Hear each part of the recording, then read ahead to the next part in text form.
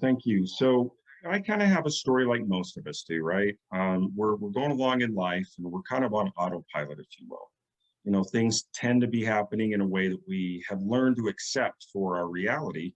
At that time, that maybe isn't the way I phrased it, but it just seemed like it was the right thing that I was doing.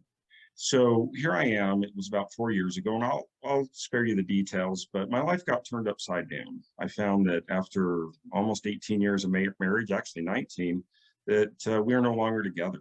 And I had come to a place where I needed to establish what I wanted to see my life develop as. And I was in a lot of pain and suffering at that time. And I didn't realize at the time that I was the one that was actually creating most of it. It was the meaning I was assigning to the events happening in my life. It was my association with what was happening that really caused most of the suffering, if you will. And so I'd already been helping people with weight loss for over 10 years. I owned a nutrition store as well.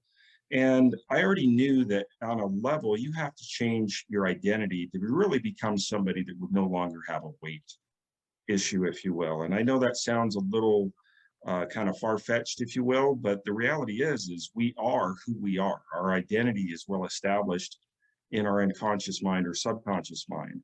And as long as that is intact, it will fight to bring us back to that. So returning to my story, so there I was finding myself, okay, I was trying to decide what was the next step. What do I want to do to no longer feel this way? And I stumbled across a video about Joe Dispenza. And I hope to meet this man someday because he changed my life. He really did. So I was watching this video and he talked about how we really do create our reality through the ways that we are, the lenses, I guess, that we form of how we choose to see the world. And he talked about how we can create so much stress in our own lives that we are actually creating more of that stress as we move through our lives. And so I followed one of his meditations, and one morning I was just meditating and I had a moment when I was able to forgive.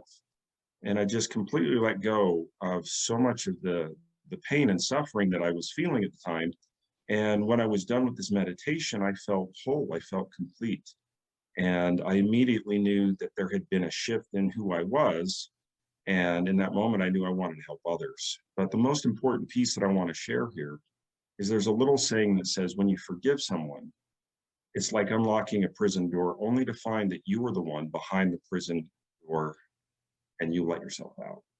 And so at that moment, I knew I needed to help others that were suffering and finding so much, I guess, distress in their lives, and to help them without, you never want to blame anybody for anything, but to help them understand that in order for them to take that next step, they need to take some accountability for how they want to go forward.